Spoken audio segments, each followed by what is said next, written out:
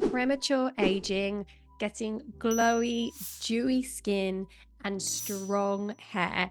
Tackling skin issues from the inside out. That's what we're delving into today with the wonderful nutrition practitioner, Alice Mackintosh. If you want to know how to eat, on what to supplement for gorgeous skin, as well as how to go beyond nutrition and topical skincare to get the best results, this episode is for you.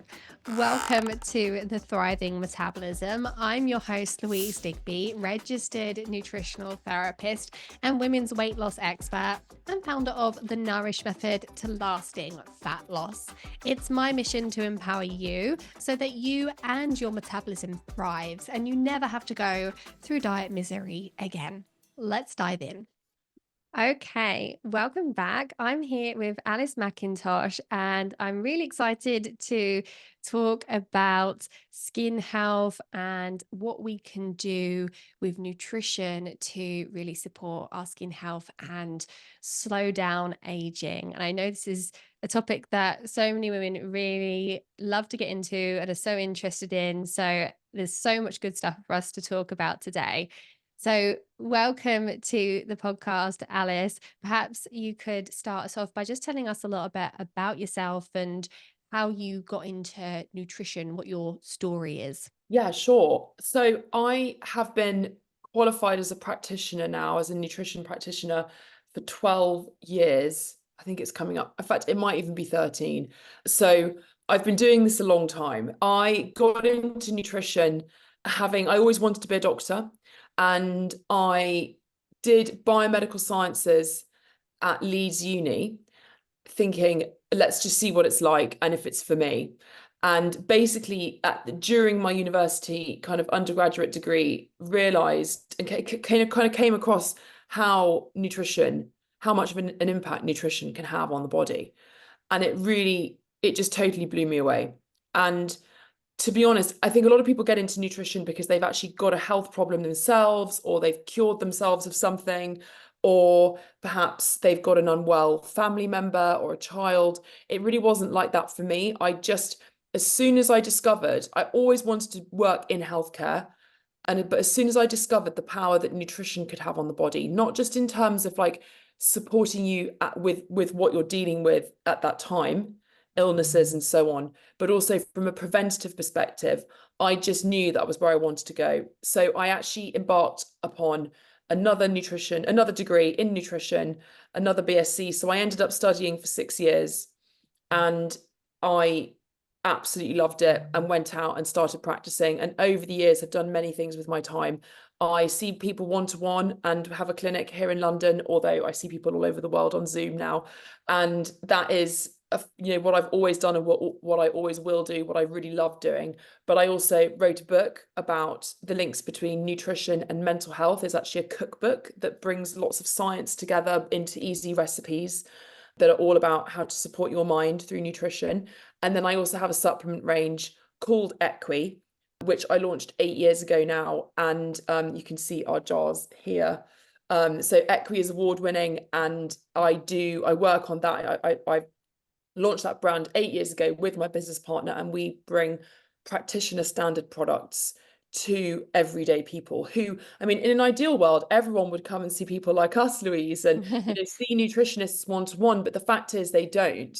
And there's just the amount of information online is completely overwhelming. Every single channel, every single place you look, there's more advice and information, and we wanted to make sure that people had access to what practitioners are recommending in their clinics to people, practitioner quality products, but on the high street. So that's what we do, and that keeps me busy too. Yeah, I was going to say, it sounds like you've been a very busy bee, but yeah, no, it certainly is so overwhelming, the amount of information out there.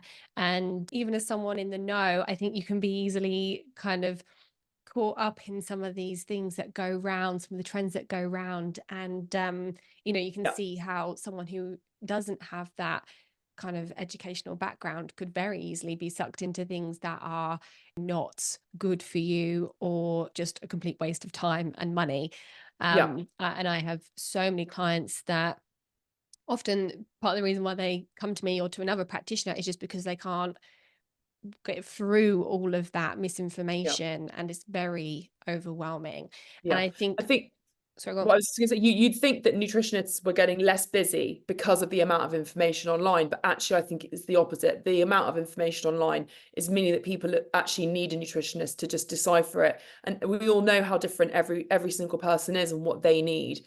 Coupled with the fact that we're all extremely busy and juggling so much, some people just need to be told, what do you need? What do I need to make myself feel better? And how do I do it? What should I be ordering? And, this is really important when it comes to skin as well, because everyone's skin is so different and it can be it's complicated, your skin. It's impacted by so many things, as I'm sure we'll talk about today. So often you might take the collagen or you might try the Jennifer Aniston's TikTok salad, but it doesn't work. And why Yeah. is that? So that's what we're here for. Yeah, absolutely. And when it comes to skin, all you ever hear is about the many different products to put on your skin, but we never really hear much about what we can do internally to, make our skin the way that we want it to look and to be healthy and age slowly. So perhaps we should start with clarifying, what that link is between nutrition and skin. How does nutrition impact your skin? Yeah. Well, you've done a really, what you've just explained is really important, because I think my approach is putting things on the skin, and doing that from the outside in is definitely going to make a difference. Science shows that it does. But what you put in and how that impacts what comes out, and so inside out and outside in, is the best way to see results and feel results in your skin. And I would say, yeah, I believe that as a nutritionist, obviously, that what we put in is the most important. The fact is, our skin it's the biggest organ in the body. It's a very, very complex organ. And it doesn't just work here, independently from the rest of the body. It's completely reliant on the health of our immune system. If we have inflammation going on in our immune system, we can feel that in the skin, whether that's dryness, redness, sensitivity. It's very reliant on our hormones. We know, for example, that acne and skin conditions, even like rosacea, can ebb and flow over the course of a month. I mean, hormonal breakouts and so on. We know that our gut and our skin have an internal communication going on called the gut-skin axis. So the gut has a big impact on our skin as well.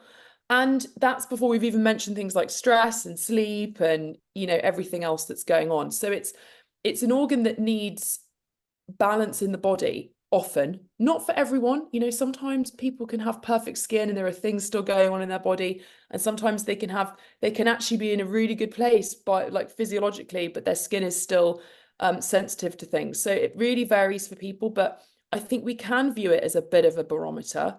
I don't think that I'm saying that to frighten people, but if your skin isn't looking the way you want to, you definitely want to be thinking about what you can put in your body to support it. And that often is what really gives the long-term results as well. It can help resolve skin conditions. And I find that in my clinic, having worked with people, one-to-one, as I said, for 12 years, I see the results in my clinic every day from changing your diet.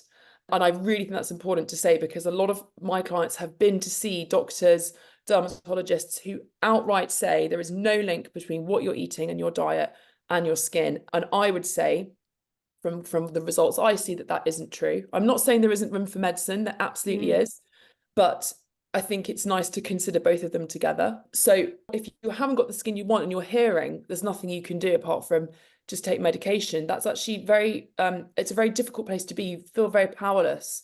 But I think it is actually very empowering to know that what you put in, if you can change your diet to some extent, you might well see results. Yeah, I've had, quite a few clients come to me who have had things like eczema, acne, rosacea, and, they've gone to the doctors and said, well, look, I'm trying, eating less alcohol and I'm upping my fiber and eating more veg. And the doctors have pretty much said to them, why are you bothering doing that? Like, that's not going to impact your skin. And you're right, it is really disempowering, because those are all really great things to be doing, whether it helps your skin or not. You know, they're all really healthy things to be doing. And it's really disappointing when, you know, you hear things like that when people have made the effort. But the truth of it is that 9 times out of 10, it is going to make a difference, not necessarily overnight, but these are things that over time with consistency can absolutely make a difference to Yeah. your skin Yeah. health. Yeah. And anything that has an impact overnight. I mean, look, you do get I've had the occasional person, fun enough, the first person I ever saw in my clinic gave up dairy and all of his issues resolved within a week. I was like, starters, you mean to go on? But that's not for most people, it does take some time. And when you think about the skin, even just from the perspective of making it glow, something Mm, we all want more of, whether you've got a skin condition or not, that healthy glow from the inside out, your skin cell cycle, each skin cell takes 4 to 6 weeks to be built in the deep down in the dermis of your skin and come up to the top in order to show that glowing, beautiful skin. And for omegas to improve the oil, the hydration of your skin, it's going to take time. For collagen to build in your skin, it's going to take time. You're looking at 6 weeks to see changes, really. mm. But as I said, it's about the long-term results, and that's what we're really after. And I do believe that it's very supportive of helping your skin glow in the short term, but also for long term, aging gracefully. Nutrition really can make such an enormous difference. Mm. So we mentioned collagen a few times, and this is something that I get questions about all the time, particularly because I'm working with women who are in their 40s and 50s. And, I always get a lot of good feedback about collagen, people who really feel it's making a difference. Although I always think it's very difficult to know what's working because very rarely are my clients doing one thing in isolation. But Yeah. I'd love to know your thoughts on collagen. Is this something that is a worthwhile thing to be spending your money on? How do we know that we're taking a good quality collagen as well? Yeah. I mean, the markets are washed with collagen, isn't it? It's Mm, in everything from hot chocolate now to bars and snacks down to powders, potions, lotions. It's there. And I think that you have got to be mindful about which products you choose. There's mixed evidence, but there is some really strong, compelling evidence that shows that good quality collagen that's hydrolyzed, which means that it's broken down into a form that your body can actually absorb, and that the molecular structure of it is small enough for your body to absorb. So you want to look for brands that actually talk about that, the size of the molecules. If it's hydrolyzed and if it's type 1 collagen, it has been shown that if you ingest that, your collagen levels in the skin increase. And that has been shown many, many times. There's also other evidence about improvements to joint health, which I think many of us are concerned about as we age, and also hair, mm, hair strength and thickness. So what we know as well is that taking collagen not only can increase the levels of collagen in your skin, but it seems to trigger the fibroblasts, which make your collagen to actually make more collagen. So you might have heard, it's a stat that's talked about a lot, that as you reach the age of 30, your collagen levels in the skin begin to decline, and our ability to make collagen declines. And that can lead to sagging of the skin, less elasticity, perhaps premature aging, premature aging. And taking collagen seems to have an impact on that. So we take in more collagen and we get more collagen in our skin. Now, I don't think this is not going to be the only thing. I think the problem is that a lot of people are therefore like, right, I'll just go about my normal life, I'll take collagen and that's it. And actually, it's a lot more complicated than that. A good quality collagen product that is type 1 hydrolyzed collagen peptides will be supporting your skin and your whole body. But you also want to think about helping your own body to make collagen. So vitamin C does this, zinc does this. There are certain antioxidants that help to reduce inflammation in the skin that might help prevent collagen from breaking down. So not only are you supporting your own ability to make the collagen, but once it's made, your body's gone to all that hard work, it's not breaking down as quickly, mm, or your skin isn't becoming inflamed. So that we know that collagen can have an impact on our skin. Do you know the other thing that isn't spoken about? One of the benefits of collagen is that it can also support your gut. mm, Research has shown that collagen can actually help support your gut lining, which is an organ, again, that doesn't get spoken about very much, but it's very, very important. Basically, your gut is one long tube that runs through your body, and the wall of that gut needs to stay healthy. And if it doesn't, it can have a big impact on your immune system. And in the modern world, when we're consuming perhaps a lot of processed, high processed foods, refined carbohydrates, alcohol, perhaps medications, this lining of your gut can become irritated. And that can actually, in some studies have shown, that can lead to your skin perhaps becoming more reactive. There's links with psoriasis, there's links with eczema. This is a phenomenon called leaky gut. So it is a bit of it's not particularly, it's a slang word, but collagen has been shown to help support and nourish the lining of the gut, which might also have an impact on your skin. So it comes at it from a few angles. But as I said, a really good collagen product, and this is certainly what we do at Equi with our collagen, we add vitamin C and zinc to help support your body's own production of collagen. Yeah, so it sounds like supporting your collagen, your own body's collagen production, as well as supplementing the collagen, is kind of like a double whammy effect of the collagen itself, as well as supporting all different areas in the body. And yeah, you're so right that supporting your gut health is absolutely key to supporting your skin health, but also just your overall health and Yeah, lots of different areas in the body. So yeah. I think in terms of like premature aging, a lot of people know that things like alcohol and smoking and stress are things that are not going to be helpful in that department. But are there any other kind of mistakes or things that can accelerate aging? Well, the obvious one is sun. I think that's probably the number one, actually. If you're Mm, talking about your face, UVA and UVB rays can damage the skin and lead to premature aging. And that can look like wrinkles, but it can also look like uneven skin, pigmented skin. In women as they get older, this is something that comes about more, particularly if you've been pregnant. But any kind of it can be very linked with your hormones. So any ladies listening to this who are thinking about getting pregnant or who are pregnant, it's even more important to use your SPF. I mean, it's important for everyone all year round, but when you're pregnant, even more important because you have more melanin in your skin. And so you can actually, your skin might go darker, but you can also be more predisposed to getting damage and pigmentation. And once it's there, there are things you can do, but it's quite heavy, it's quite hard work to help to get rid of that. mm, Um, remember as well, I mean, it doesn't matter what time of the year, even in the winter, the rays that can cause damage to your skin are just as strong as they are in the summer. You might not get burnt, but you can still get sun damage in the winter. So always wear your SPF on your face. Other things that, I mean, stress, I would say, and a lack of sleep. mm. Um, you know, Obviously not all of us are getting that lovely 8 hours a night that we want. And I think this, again, in an ideal world, we would all be eating really well and sleeping really well and not getting stressed and, getting loads of rest and filling our cup in every way. But unfortunately, a lot of us aren't doing that, and the effects of that can be felt throughout the body. And not all of us are eating our 10 a day, our 10 vegetables a day either. And again, I think this kind of makes an argument for supplementation, like intelligent supplementation that can really have your back when you're really busy. And that's kind of what Equi is all about as well. But so other things, I would definitely say like a lack of sleep and stress. I think a lack of nutrients.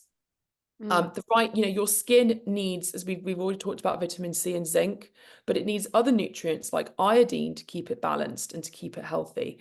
It needs to have enough healthy fat, omega-3, very, very important. And, again, for women, if you've been through pregnancy and breastfeeding, your demand for omega-3 increases during that time. And not everyone knows that. And they also might not be eating enough fish because they're scared of perhaps toxic metals in the sea or something like that. So a lot of women can find that their skin just gets drier as they get older. Mm. And omega-3 and dryness can contribute towards premature aging, and it can contribute towards skin being sensitive and red and more inflamed. So I would say, you've got to get the right building blocks in through your diet to help support it long term. Yeah, I think in this podcast we talk a lot about eating real food, whole foods, and Yeah. minimizing the ultra processed foods, which is so nutrient deplete, and focusing your diet on those whole foods are gonna, and a range of foods as well, good diversity of those foods is going to help you to get lots of different nutrients in, and support your skin health and overall health. But yeah, I Yeah. certainly see omega-3 as being a major one that so many people struggle to get enough of, just because, partly because so many people aren't a big fan of fish and Yeah. seafood, but also just because, getting enough of it in through other sources, even if you are having fish and seafood, can be tricky. Yes. Um, so that's one thing that I think actually supplementing is quite a good blanket recommendation for most people, to add in an omega-3. So yeah, Yeah, big yeah, one for and skin health. obviously many people also are vegan, so they Mm, might be consuming their fish, sorry, their omega-3 from vegan sources, which, as you've said, it is harder to get the actual active compounds from omega-3, the active EPA and DHA. You have to convert those in the body from vegan sources like flaxseed or walnuts or soybeans. And that is quite difficult for a lot of people to do. So mm, even if you're listening to this and you're plant-based, and you're thinking, okay, I'm getting all my fats from flaxseed and walnuts, you actually might not be, and you might want to consider taking a vegan DHA supplement that comes from algae, especially if you're finding that you've got dry skin, red skin, or you're just feeling like you're not, I really do think like fats are not something to scrimp on if you want your skin to glow. As you've just said that as well. It really, those like the mackerel pates and, the nut butters and the avocado and avocado. all of those, anchovies and so on can really help your skin just look more hydrated and dewy. Yeah, we always think about hydration as being something that comes from drinking more water when it comes to the skin. But what we forget is that, our skin membrane and our cell membranes are fatty. And Yeah, so if we want healthy, plump skin, we need to be getting the fats in. And a lot of people who are trying to lose weight are unfortunately still avoiding, major sources of fats. But if we yeah. can get in some of those good quality fats from those sources that you've just mentioned, then it can just make a world of difference to the skin. And actually adding to that, remember that fats help you absorb other Mm, types of nutrients, because certain vitamins and minerals don't dissolve into, like, they only dissolve into fat. So they'll only be absorbed properly if there's a fat source there in the body. mm, And this is things like vitamin A, which is extremely important for your skin. And well, a lot of people aren't getting enough vitamin A, especially in the right active forms. It's actually found in things like egg yolks and meat and fish in its most active form, but it's very important for the control of oil within your skin and sebum in your skin. And so we need to make sure we get enough of it. And if you're not consuming fat with vitamin A, it's hard to get, you often aren't getting that in. The mm, other thing is certain antioxidants are only found in fats too. So like astaxanthin, for example, is fat soluble. And if you take that in with your fish, for example, which is it's actually the antioxidant that's found in salmon and prawns. It's what makes those foods pink. mm, And that antioxidant helps to, you mentioned the cell membranes in our every single cell in the body is surrounded by a membrane, and that is made up mostly of fats.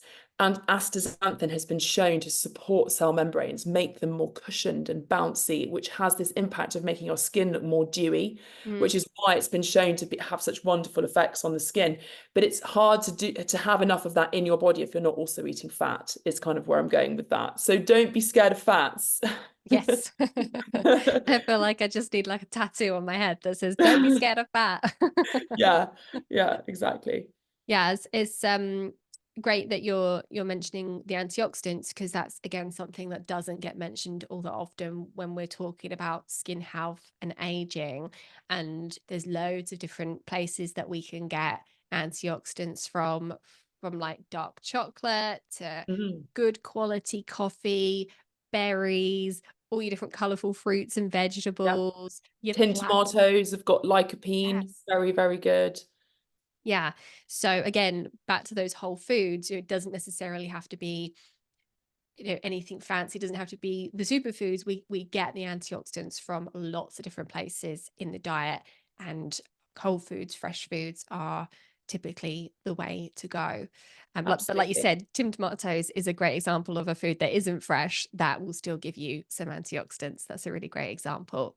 Yeah. And you wouldn't think fish either, would you? Like you Mm, wouldn't think of fish and seafood being a source of antioxidants, but it really is. Astaxanthin yeah. is that's where it's found. So Yeah, it's a really good point. And there's such a big shift and big conversation at the moment about plant-based foods that it does get overlooked how nutrient dense good quality meat and fish is. You know, it's some of the most nutrient dense foods in the world are good quality animal products. yeah, yeah. So including some free range, organic, wild, all those terms that we put before our meat and dairy products are things that can be highly, highly nutritious. I'm so glad you mentioned that, Laura, because it's actually quite funny. I have a program with my clients all about skin. So I have a whole skin regeneration program. And one of the things I always ask people is, how do you feel about eating chicken liver? And everyone is always like, no. 90% of people just don't want to go near it. But when I explain to them, chicken livers, I mean, this is any liver, but chicken liver, I think for a lot of people is more palatable and it's easy to find in things like pate, is obviously liver being the predominant food within chicken liver pate is incredibly rich in many of the nutrients your skin needs to glow and look healthy. It's really rich in iron, which is important for hair health, and that I think is for a lot of people a real concern as well. But it's also a great source of choline, which again helps to support our cell membranes.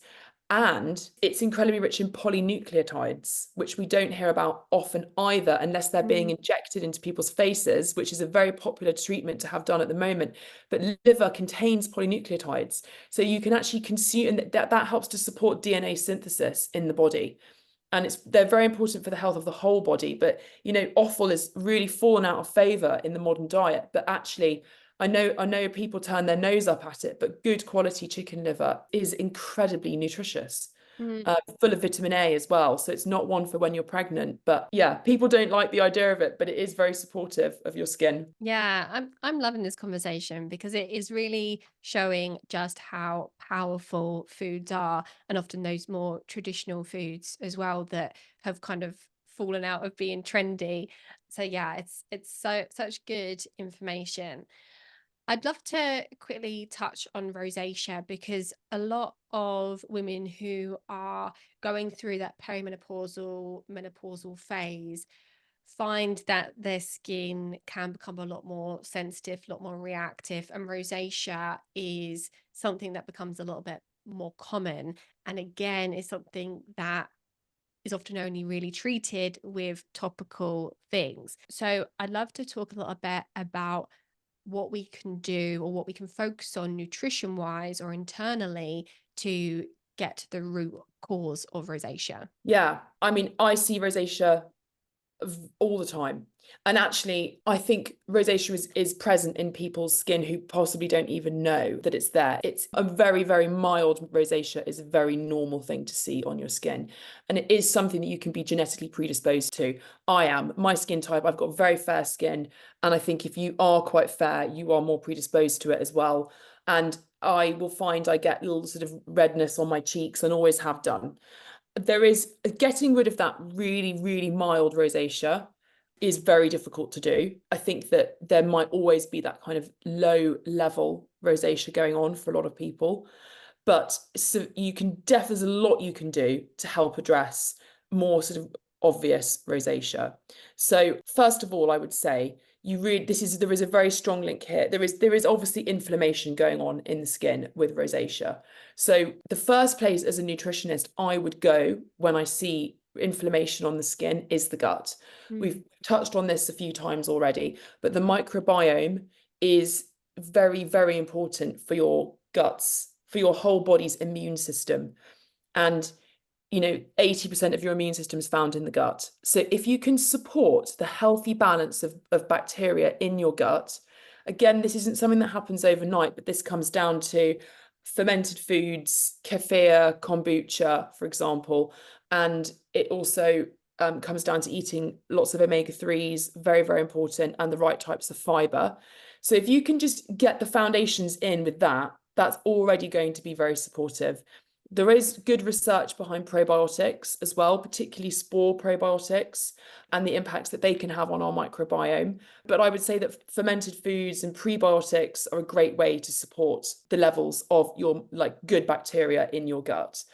That's really, really important. I do see a lot of people who have rosacea as well as having IBS, or as well as maybe they've had a big course of antibiotics for something, or they've been away somewhere and picked up a tummy bug, and they're seeing it in their skin as well as in their gut.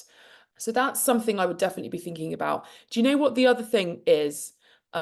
Is when we talk about the microbiome, that's really in our large intestine, which is kind of further down, but actually our stomach is where a very important part, sort of the second stage of digestion after chewing. And our stomach should be acidic. We need to have the right levels of acid in our stomach to start breaking our food down.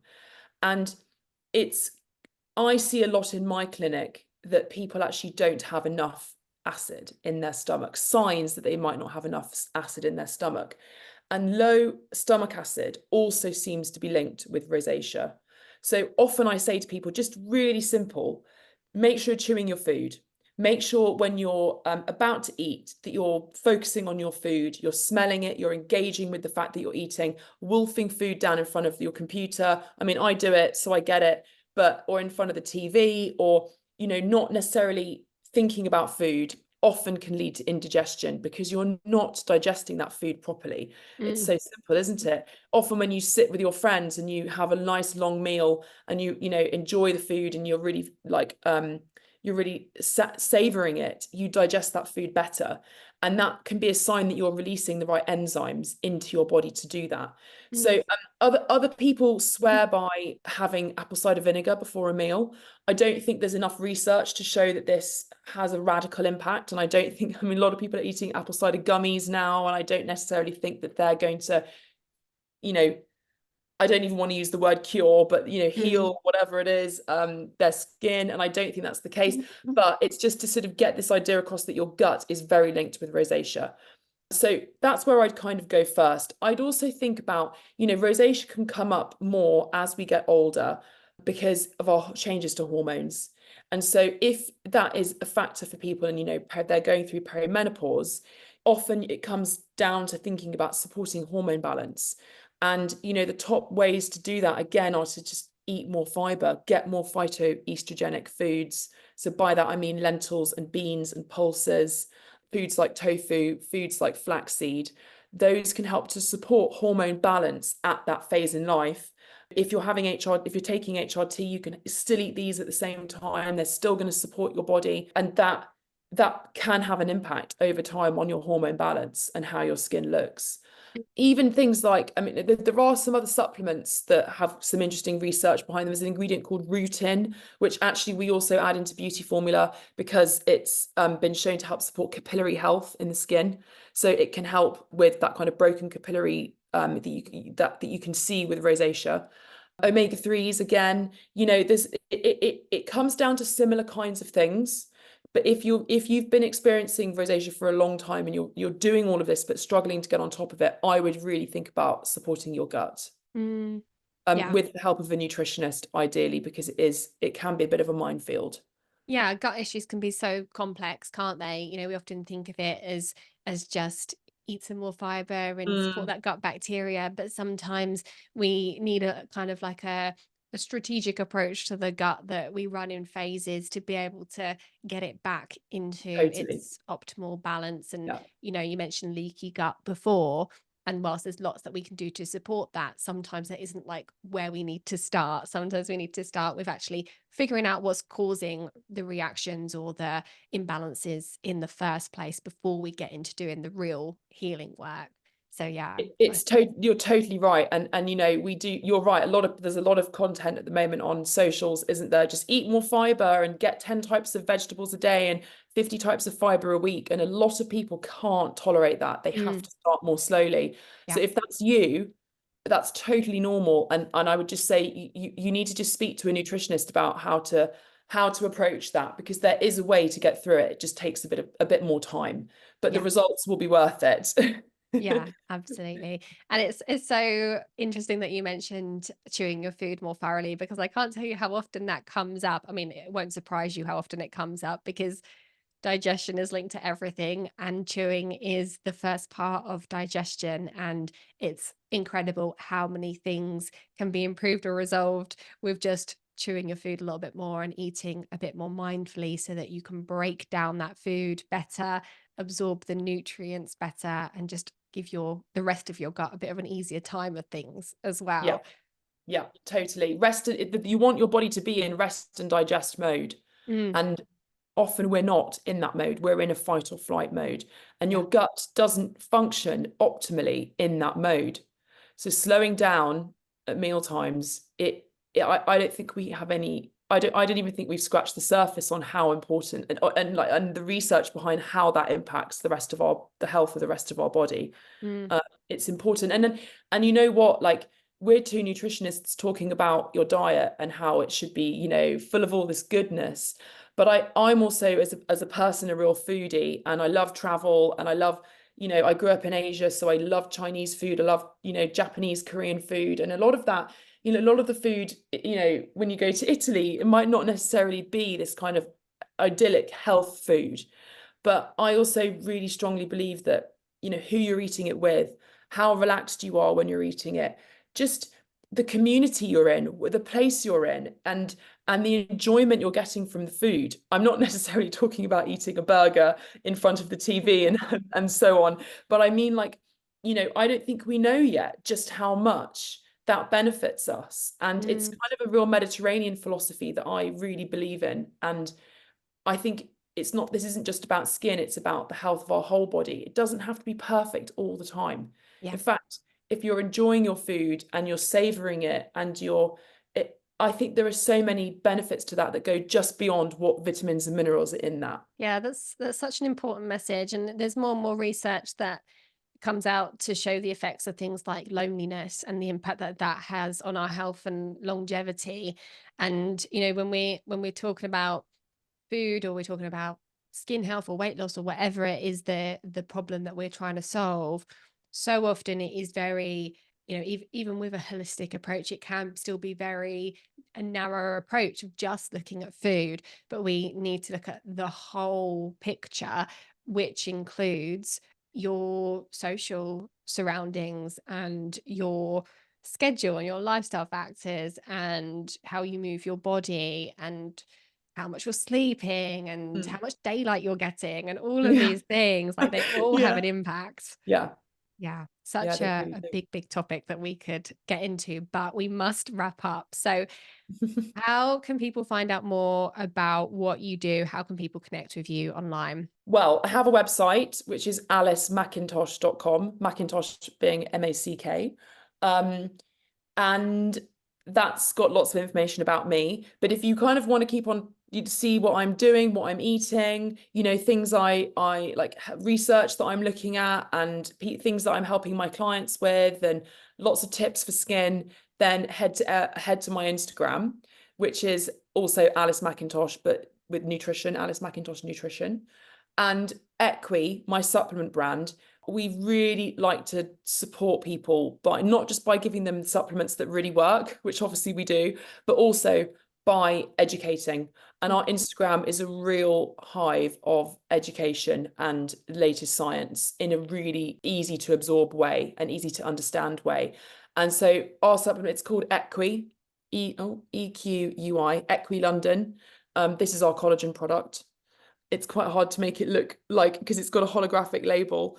But this is a product that people are loving, and it's also got keratin for your hair, so it's kind of collagen and keratin. But we put loads of really useful information, informative information on our Instagram as well, and on our blog. So that's Equi London. Those are the best ways to keep in touch with me, and ask me questions, and I'll get back to you. It's me that runs it, so I'll be the one that's responding to you. Amazing. Well, we'll make sure that all those things are linked in the show notes, and we'll obviously be tagging you in our Instagram posts as well, so people will be able to find you easily that way too. But thank you so much for joining me today, Alice. It's been so interesting, and I feel like we've got into the science without bamboozling people, which is the balance that I try and strike. So thank you so much for sharing your wisdom with us today. Thanks for having me.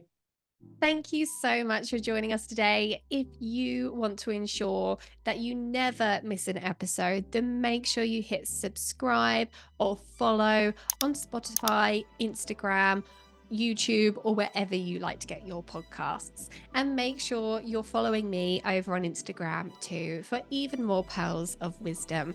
Find me by searching at Louise Digby Nutrition.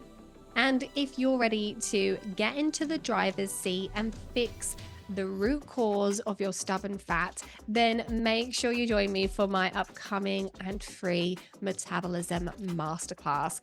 Find out the details on louisedigbynutrition.com. And lastly, if you have a question that you'd like me to answer on the podcast, then head to speakpipe.com/Louise Digby. You can leave me a voice note there. And all these links that I've just mentioned will be in the show notes. Thank you again, and I'll see you in the next one.